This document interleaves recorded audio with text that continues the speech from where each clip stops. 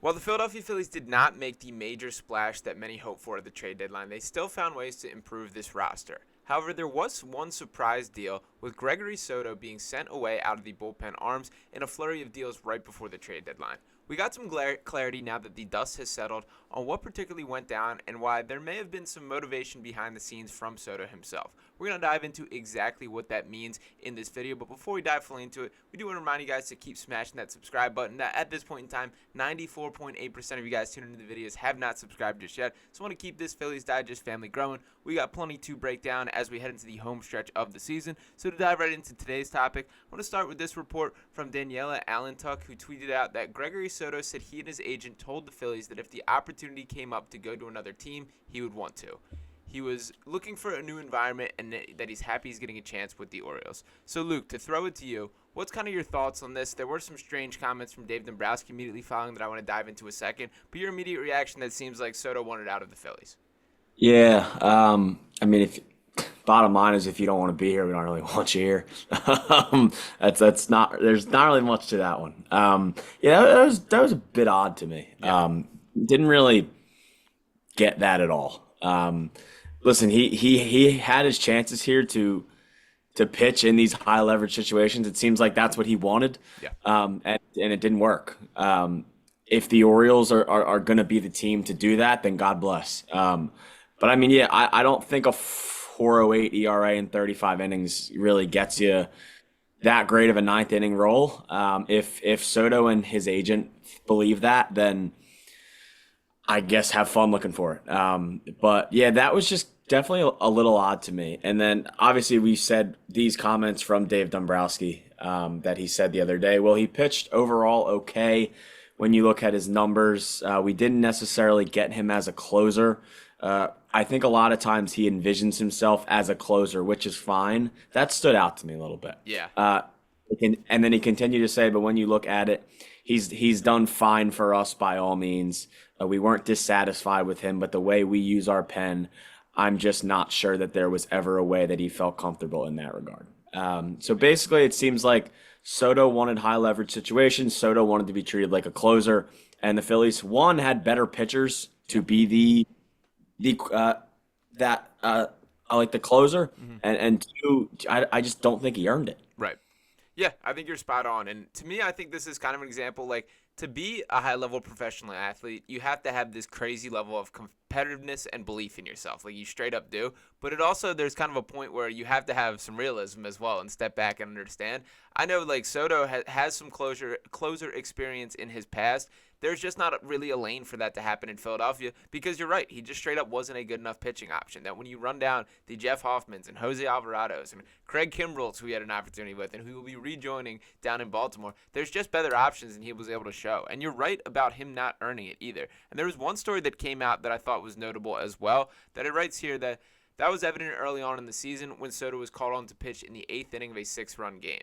He struggled, recording 1 out and surrendering 5 runs, leading to some harsh words from manager Rob Thomson. Quote, after the game, Thomson scolded Soto, who had voiced his frustration about how he was used. There would be no more complaining about low leverage situations, the manager said in not so uncertain terms, written by Matt Gelb. The Phillies skipper does not have a traditional set-in-stone roles for his relievers. It is something that takes time to adjust to, but Soto was never able to find his groove in that environment. Now, what I will be sympathetic with Soto is I kind of agree with his mindset that I do prefer a little more structure in the bullpen, but that's clearly not how Rob Thomson operates, and you can't argue with a great deal of the success here. And you're right in the reality here that the biggest storyline is he didn't earn it in the opportunities that he was given, and he even did receive a couple high-leverage opportunities close to the tail end here. Yeah, and even if Soto wanted more structure there, like they can have the structure. He's just not the guy that's in the late innings. Like Right. he just hasn't earned it. Like you don't put him in an eighth inning over probably 5 or 6 guys in this bullpen right now. Like he's about your like fifth to sixth option. So yeah, I mean it just got to a point where it seemed like there was just like a weird thing going on between him, his agent, and the team. Yeah. So I mean I'm fine with it. I don't need that. I don't need that drama here. I mean yeah, he did pitch some big innings for us, but I mean, you're not losing like Mariano Rivera here. You know what I mean? Like it's not some crazy loss for the bullpen, and they got a lefty now in Tanner Banks. So I think they got better, Yeah. really. Yeah, that's the storyline for sure. And honestly, even reflecting on like the Soto storyline as a whole, even when he first came to Philadelphia, like there was the weird thing with the visa and him kind of being delayed in getting here. It does kind of make me wonder if maybe this was just never a place where he felt at home or thought was a location. And you know what? That does I think happen. it was. Yeah, I think That's that really what. I just think it just never worked, and it's just one of those things that if it doesn't work at the start, it's not going to work at the end. Yeah, I think that is the reality. And you know what? Now that door is closed. So they do have a much improved bullpen. And kind of take a look at some of these arms that have replaced him or the guys that will be going to battle for the Phillies into the playoffs here. There is Carlos Estevez, who I think was probably the prize of the trade deadline as a whole. Jeff Hoffman, who has been absolutely nasty this year. Matt Strahm, who's been up there among the best relievers in baseball as well. And nice to have a left-hander. Jose Alvarado, who has to figure some things out a little bit lately, but still very confident in who he is as a pitcher. Orion Kirkring, who still on the younger side and I think figuring out some stuff, but the stuff is nasty. He's a guy I believe in. That's a pretty good top five. And then, of course, Tanner Banks there. And I did mention the Estevez deal. To dive into his stats once again, a guy that just is crazy productive here and a dude with real deal closer stuff, that he does have that type of experience. So this isn't kind of hoping he can be the case. So when you're thinking about that bullpen, I feel better about each one of those guys than a guy like Gregory Soto, and I think that's just the reality. So wish him well in Baltimore, but do you disagree with any of that there? No, and that's the thing. I mean, their goal going into the trade deadline was to improve the bullpen, and that's exactly what they did. They got better by losing Soto and upgrading there. They got better now having Carlos Estevez. They have multiple really good right-handed relievers. Yeah. They still have multiple really good left-handed relievers.